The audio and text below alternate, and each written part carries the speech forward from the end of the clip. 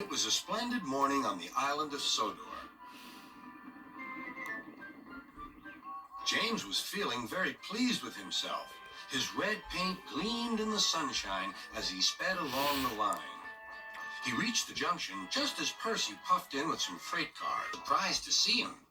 "What are you doing here, Percy? You should be at the station by now." "I know," sighed Percy. "These cars have been troublesome all morning." "That's no excuse, Percy. Nothing should stop us. Sir Topham Hatt relies on us to be on time. Now, if you'll excuse me, I'll be on my way." And James puffed importantly away. "Bossy buffers," muttered Percy.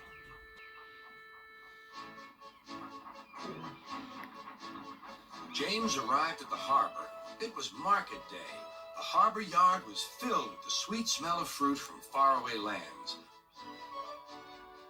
The fruit was delivered in big ships. James watched as strawberries, oranges, melons, and bananas were carefully loaded onto his cars. Then he set off for the station on the main line.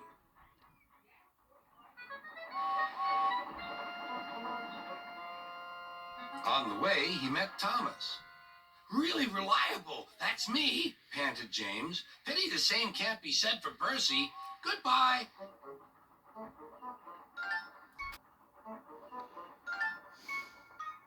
"What was all that about?" gasped Annie and Clarabelle. "That was trouble. Trouble for James. Just wait and see." Percy was back in the yard and busy shunting.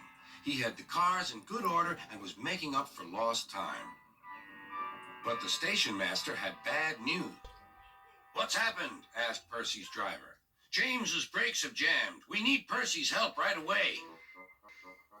Percy quickly set off to the rescue.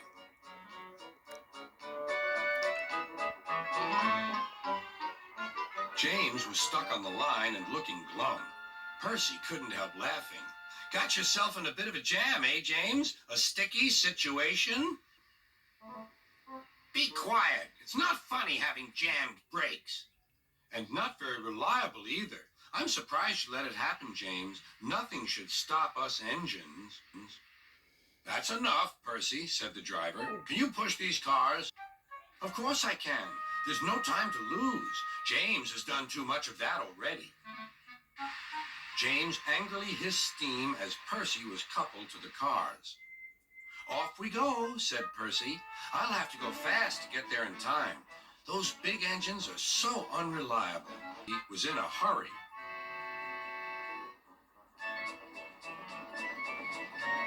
He didn't see that the switch had failed and that he had been diverted into a siding.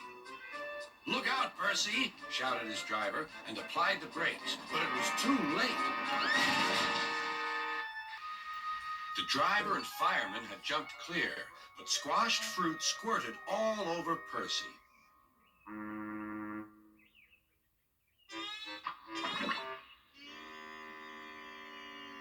Sir Topham Hatt arrived. "Percy, you are not to blame for the switch failure, but I do not run a jam factory." "Yes, sir. No, sir." And Percy squelched sadly away. That night, the shed was silent. James and Percy felt very sorry for themselves. At last, Thomas spoke. "You know," he said to no engine in particular, "there's more than one way to get jammed. We all learned that today." Still, there was silence. "Jam? Things can still go wrong." "So," said a voice, "so that means we learned a lot today, and therefore..." Then came a chorus. Then came a chorus. "We're really useful engines after all."